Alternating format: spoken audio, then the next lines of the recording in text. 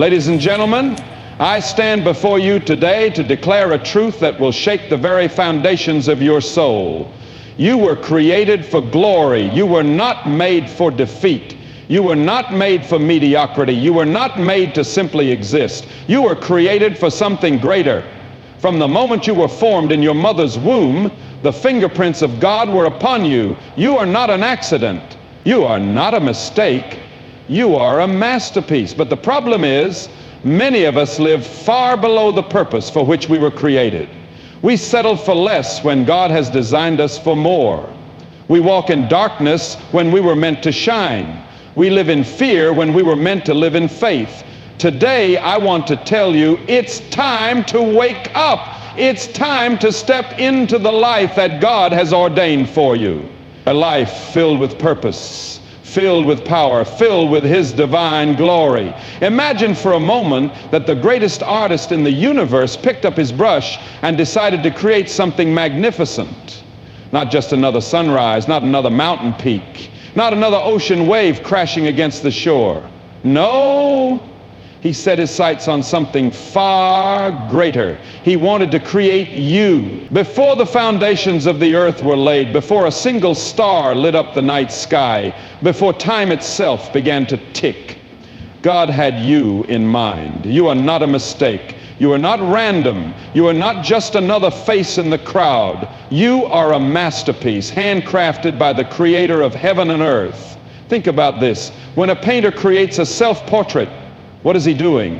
He is embedding a piece of himself into that painting. Every brush stroke, every color, every detail carries a part of His essence. And God did the same with you. When He made you, He placed His very own image inside you.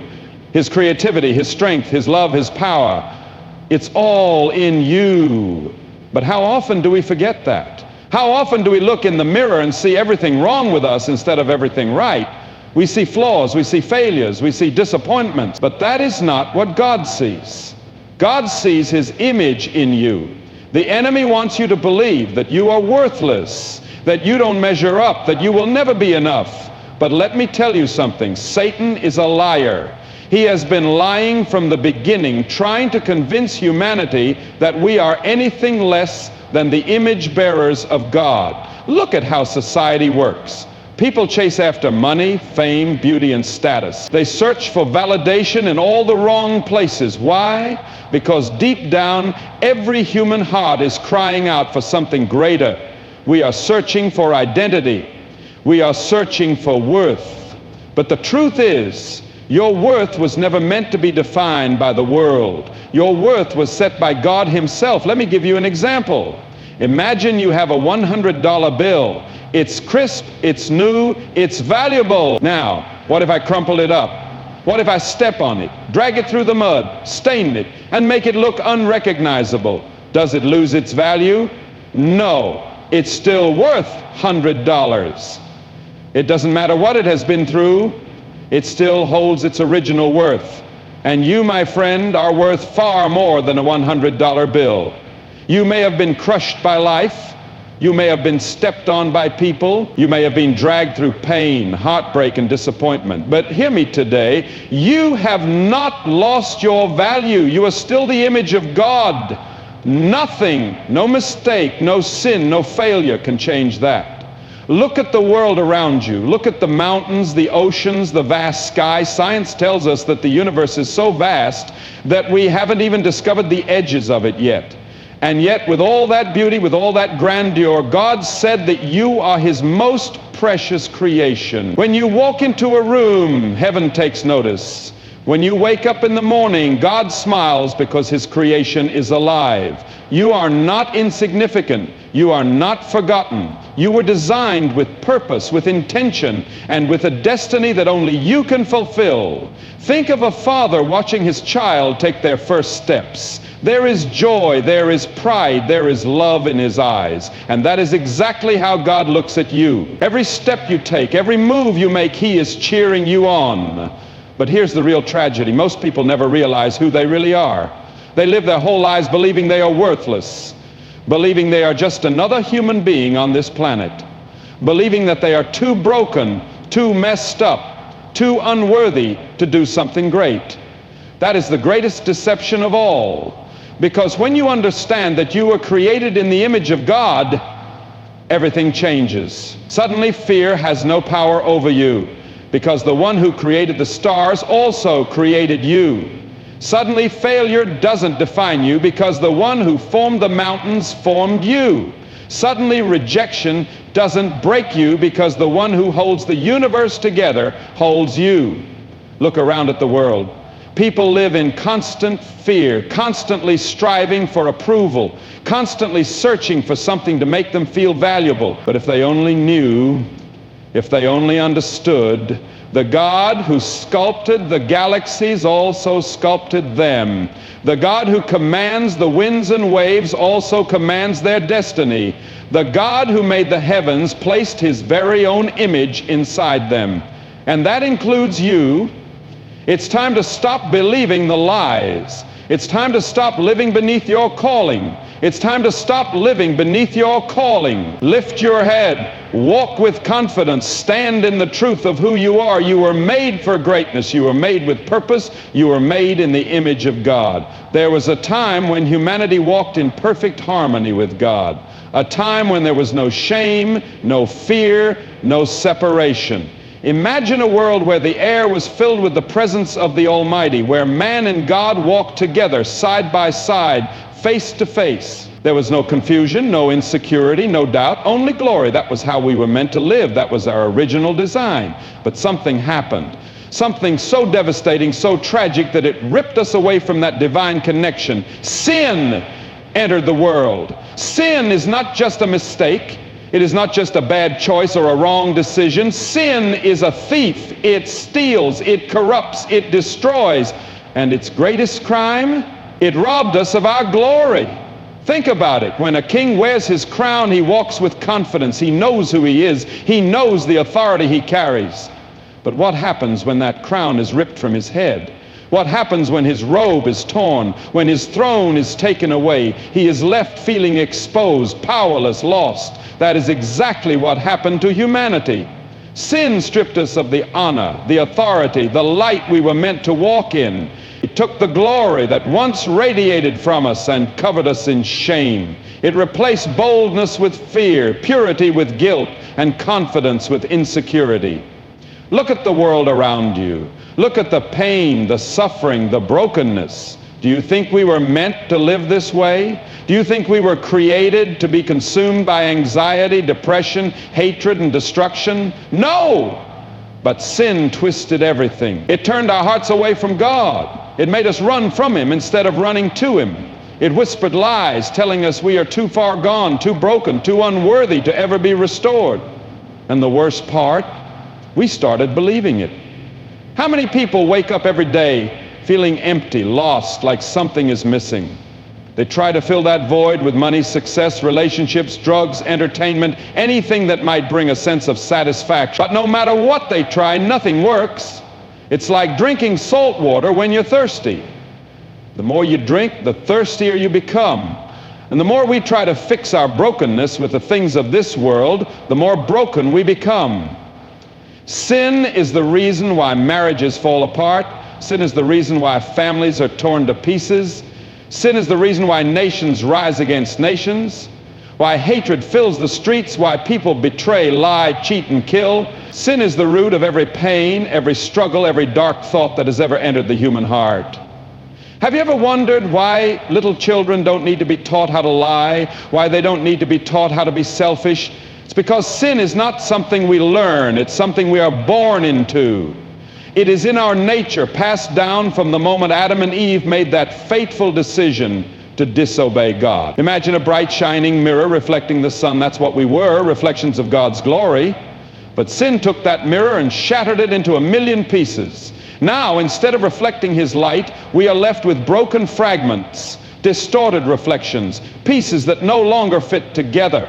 And here's the terrifying part. No matter how hard we try, we can't fix it on our own. You could try to glue a broken mirror back together, but it will never shine the same way. You could try to mend what's been shattered, but it will always carry the cracks, That is what sin does to us. It leaves scars, it leaves wounds, it leaves a hole so deep that no earthly power can ever fill it. So what do people do?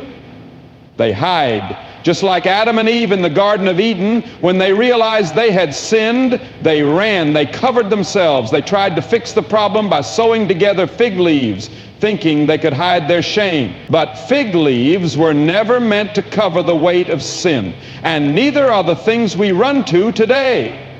Some try to cover their brokenness with success. Some try to numb the pain with addictions. Some pretend everything is fine while they are dying inside, but deep down they know.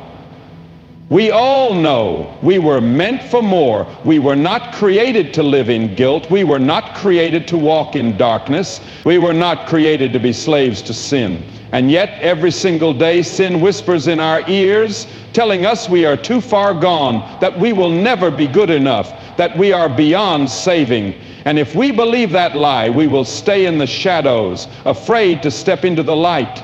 But let me tell you something. Sin may have stolen our glory, but the story is not over. The mirror may be shattered, but that doesn't mean the reflection is lost forever. The crown may have been taken, but that doesn't mean it can't be restored. Because while sin is a thief, it is not the final authority. Imagine for a moment a kingdom once filled with light, joy, and peace. A kingdom where people walked with their heads held high, where there was no fear, no shame, no struggle, only glory. But one day an enemy came. He whispered lies, planted seeds of doubt. And before they knew it, the people of that kingdom lost everything. Their crowns were stolen, their robes were torn, their joy was stripped away. They were left in darkness, wandering, searching, desperately trying to find a way back to what they once had. That is our story. Sin came and stole the glory we were meant to walk in. It broke the connection we once had with our Creator. It left us lost, shattered, empty. No matter how hard we tried, we could not fix what had been broken. We could not climb back to God on our own. We were prisoners in chains, bound by fear, guilt, and regret. But then something happened. The King did the unthinkable. He could have abandoned us. He could have let us suffer in our mess. He could have turned his back and said they did this to themselves. But he didn't. Instead, he stepped down from his throne. He left the riches of heaven and entered the brokenness of earth.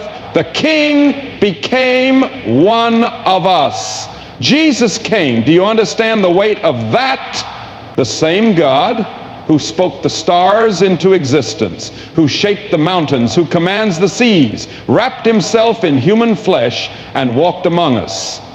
The Creator stepped into his creation to save it. He didn't come as a warrior riding a mighty horse. He didn't come with swords and chariots. He came as a baby, vulnerable, humble, lowly. He wasn't born in a palace, but in a manger. He wasn't raised as a prince, but as a carpenter's son. He wasn't surrounded by kings, but by fishermen, outcasts, and sinners. Why? Because he wasn't here to impress the world. He was here to rescue it.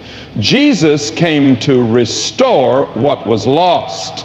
He saw us in our pain. He saw us in our darkness. He saw us wandering, broken, defeated, and he said, I will not leave them this way. Look at the people he touched. The blind who thought they would never see again. He gave them sight. The lepers who were cast out, untouchable, unwanted, he touched them and made them clean. The sinners drowning in shame, thinking they were beyond redemption, he forgave them and gave them a new life. Everywhere Jesus went, he restored. He didn't just heal bodies, he healed souls. He didn't just open eyes, he opened hearts. He didn't just forgive sins, he gave people their identity back.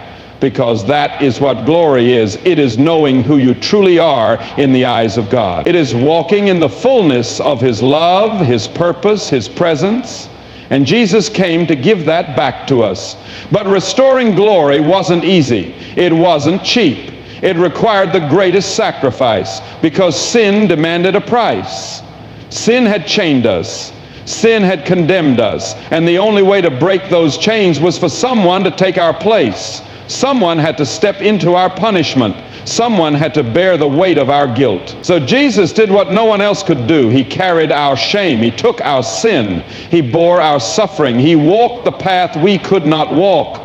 And he didn't stop until he reached the cross. Can you see him there? Beaten, bruised, bleeding, the crown of thorns pressing into his skull, the nails piercing his hands and feet, his body hanging between heaven and earth. Why? Because he was taking back what was stolen. He was reclaiming our victory. He was crushing the power of sin. He was breaking the chains that had held us captive. And with his final breath, he declared, "It is finished." In that moment, the earth shook. The sky grew dark. The veil in the temple was torn in two. The curse that had bound humanity for generations was shattered. The enemy thought he had won. He thought he had silenced the Savior. But 3 days later, the ground began to tremble again. The stone rolled away, and Jesus stepped out of the grave, victorious, alive, undefeated. You know what that means? It means sin doesn't have the final say. It means death has lost its sting. It means the power of hell has been broken forever. And most of all, it means your glory has been restored.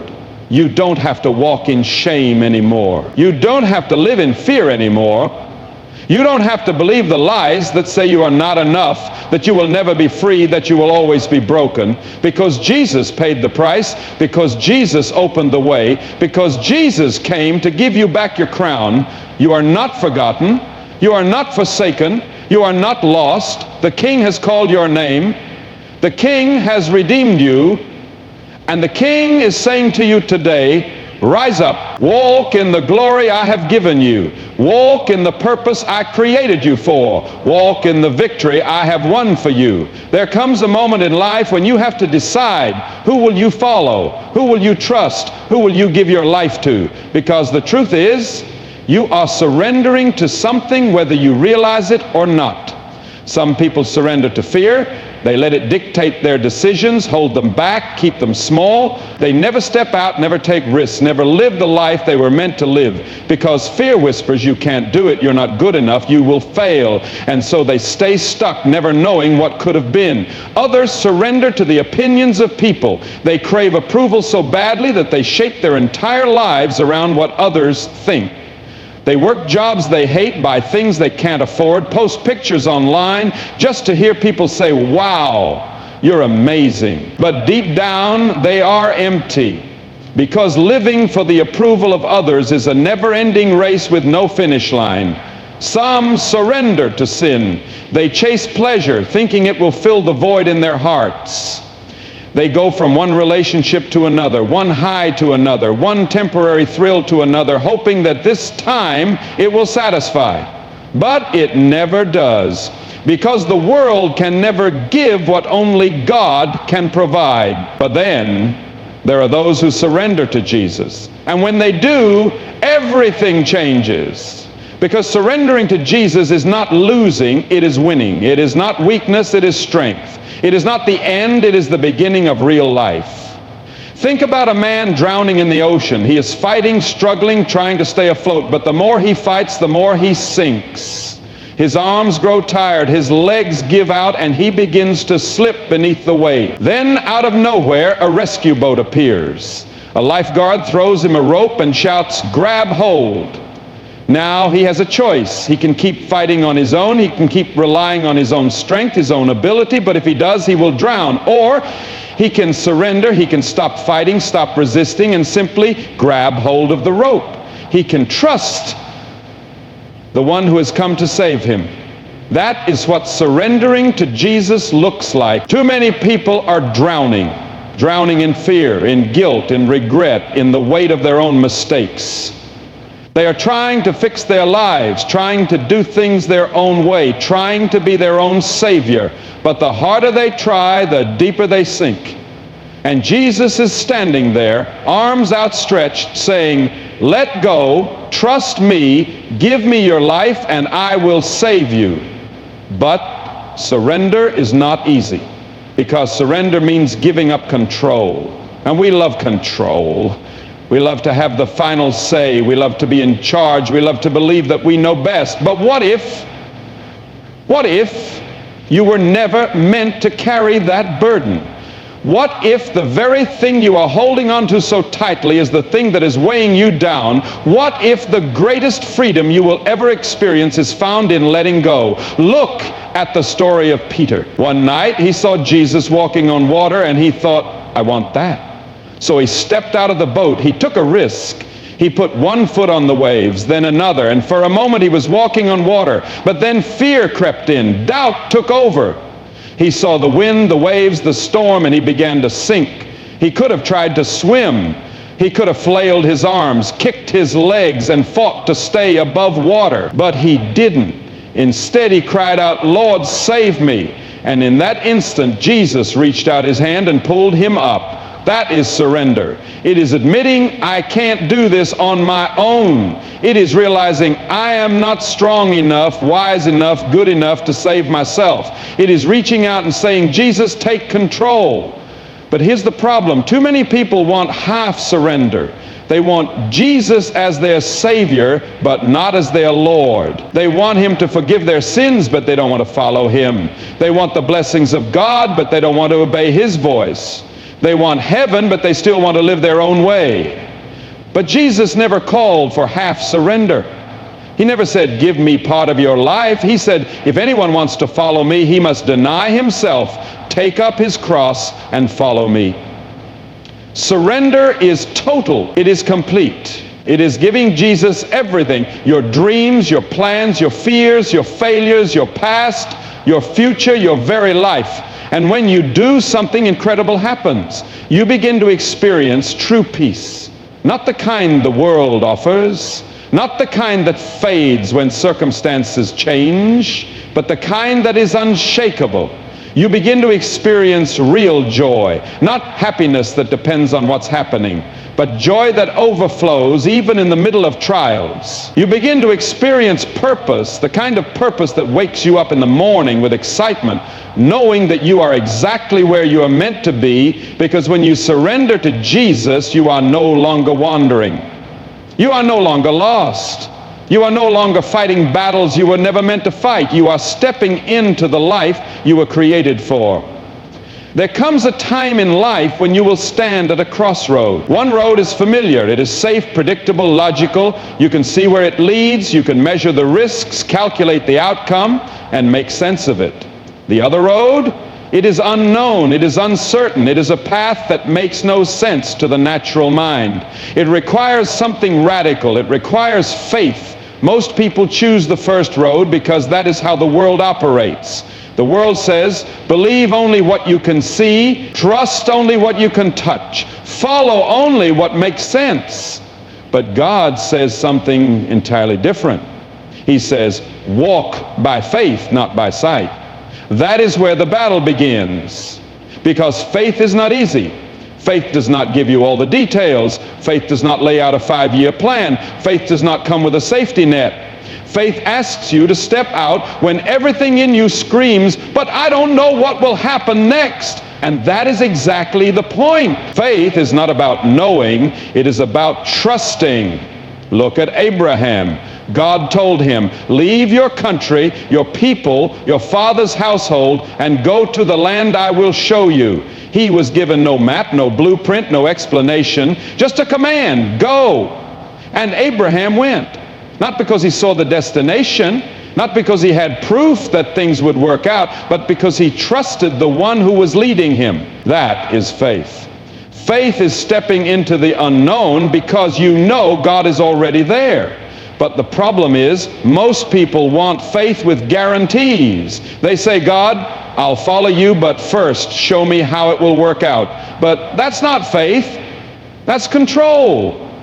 Faith is not about getting all the answers before you move. Faith is about moving even when you don't have the answers. Think about Peter. He saw Jesus walking on the water and said, Lord, if it's you, tell me to come to you. And Jesus said one word, come. Now, Peter had a choice. He could have stayed in the boat where it was safe, where it was logical, where the waves wouldn't swallow him. Or he could step out. And for a moment he did. For a moment. Peter did something impossible. For a moment he walked on water, not because he understood how, not because it made sense, but because he was walking by faith, not by sight. But then something happened. He took his eyes off Jesus. He started looking at the wind. He started focusing on the waves. He started seeing the storm around him, and in that instant, fear took over. Doubt crept in, and the moment he started walking by sight instead of by faith, he began to sink. That is what happens when we live by what we see. You see the problems, and you lose sight of the promises.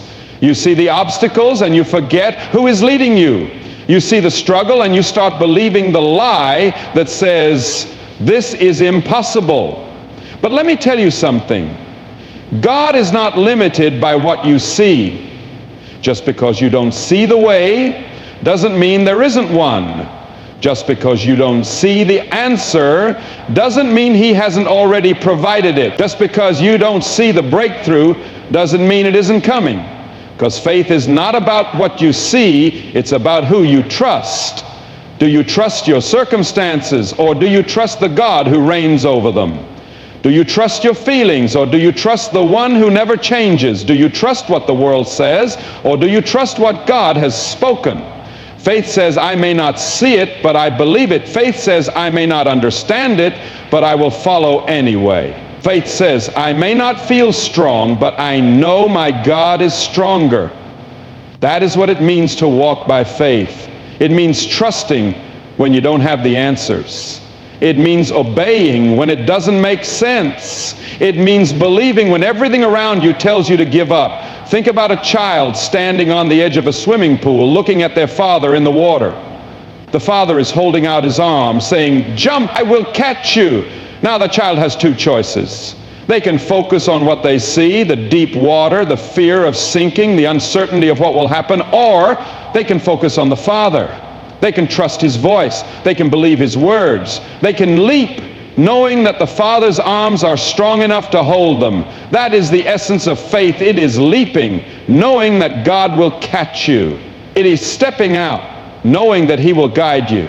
It is walking forward even when you don't know where the road leads, because when you live by faith, you are not walking alone. You are walking with the one who knows the end from the beginning. You are walking with the one who holds your future in his hands. You are walking with the one who has never failed.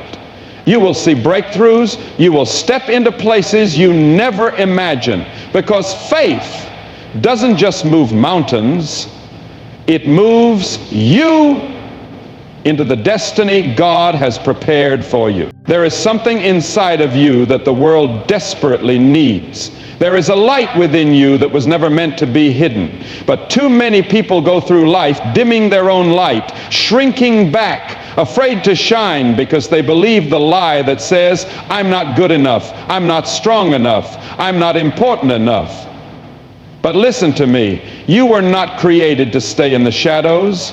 You were not designed to blend in. You were made to shine. Think about a single candle in a dark room. The moment it is lit, everything changes. The darkness has no choice but to retreat. It doesn't matter how small the flame is. It is powerful because it exists. That is what you are meant to be in this world.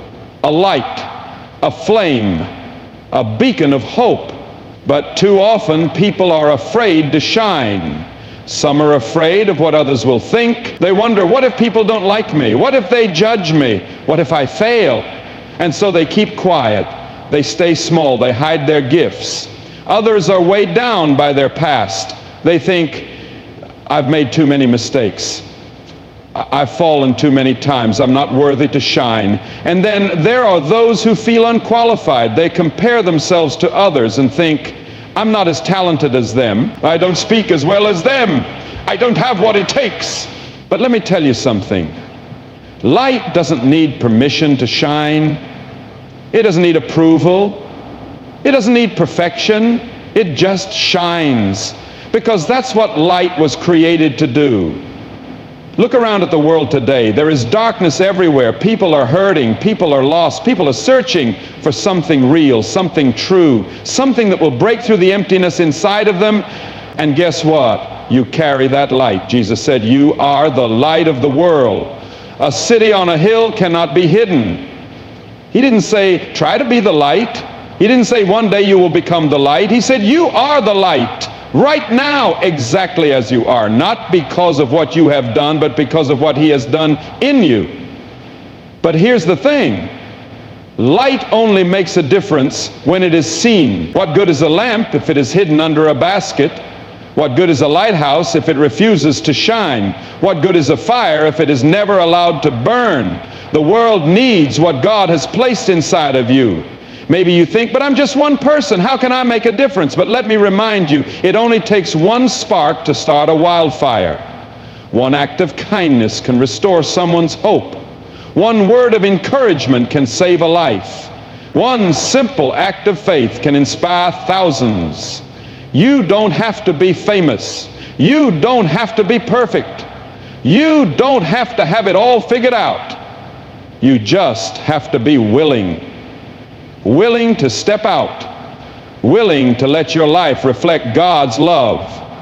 Willing to shine even when the world tells you to dim your light. Because here's the truth. When you truly shine, not everyone will like it. Some people will try to put out they will criticize you, they will mock you, they will try to make you doubt yourself. Why? Because light exposes darkness. When you shine, it convicts people, it makes them uncomfortable. It forces them to see what they have been trying to avoid, and some will reject that. But others will see your light and be drawn to it. They will see something different in you. They will see joy when the world is full of despair. They will see peace when everything around them is chaos. They will see love when all they have ever known is rejection. And they will ask, what is it about you? Why do you have hope? Where does your strength come from? And in that moment, you will have the chance to tell them about the one who changed your life. To tell them about the one who lit a fire in your soul.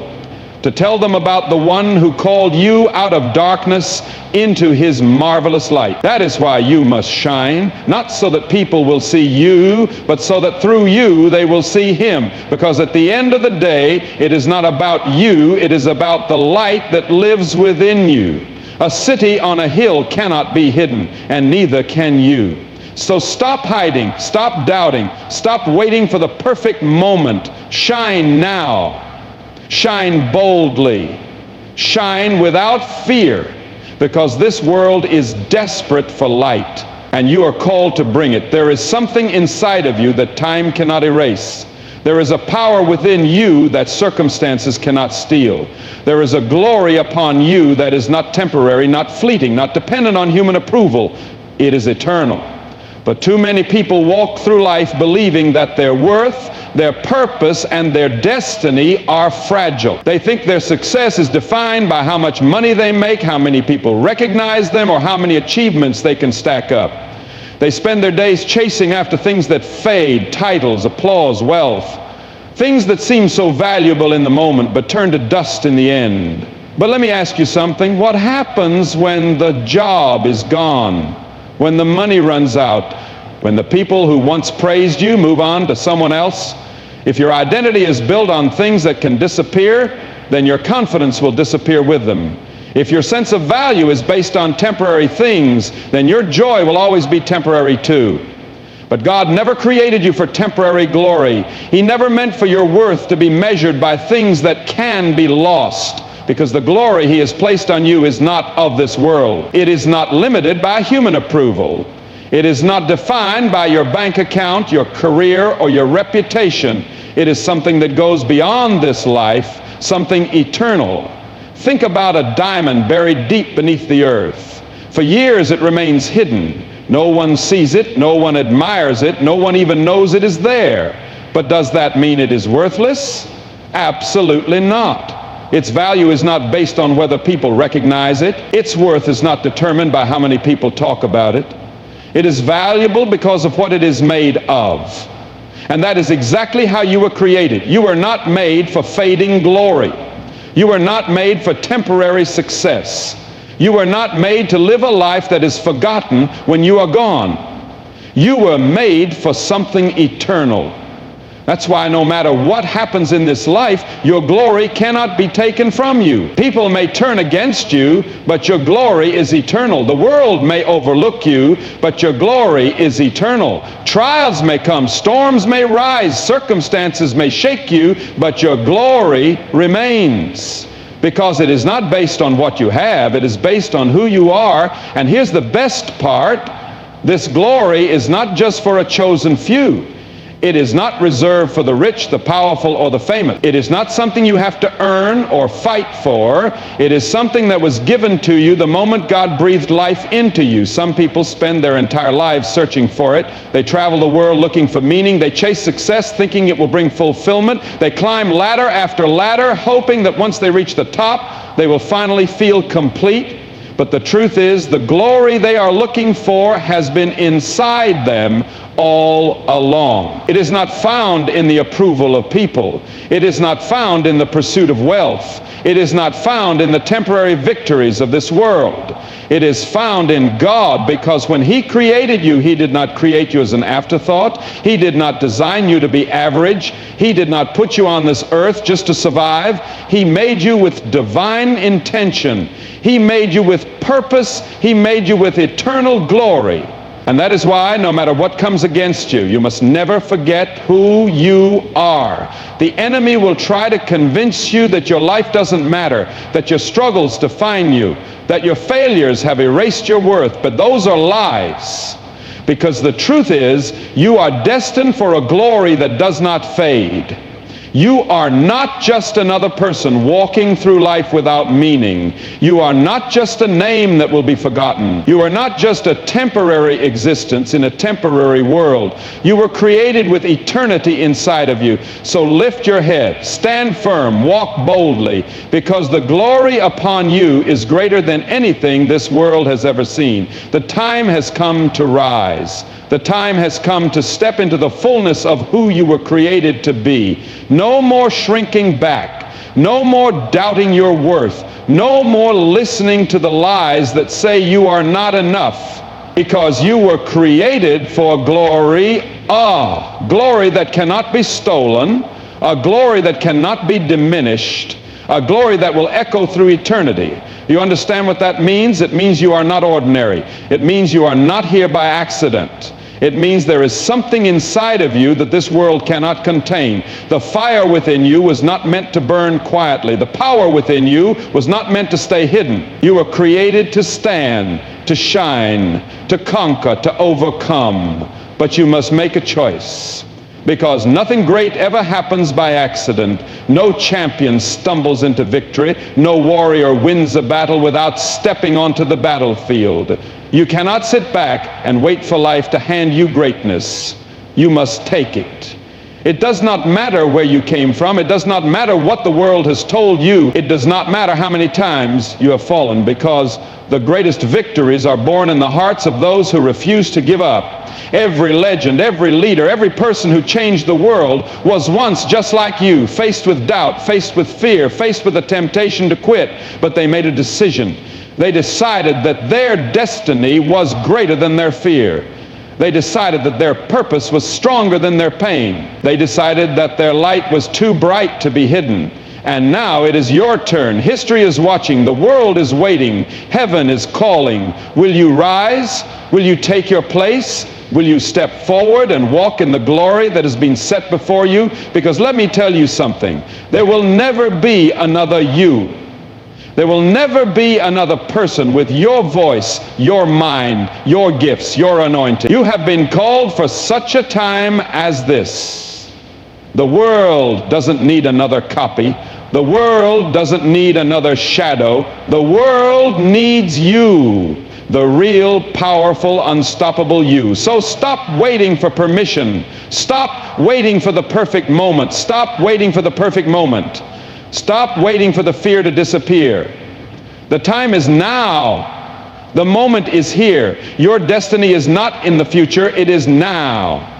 You have been created for greatness. You have been called to shine. You have been chosen for glory. So go, rise, step into it, because the world will remember those who dared to believe. those who refused to let fear win, those who stood in the fire and came out shining. And when they speak of you, let them say, that was someone who lived with purpose. That was someone who walked in glory. That was someone who refused to settle for anything less than the greatness they were created for.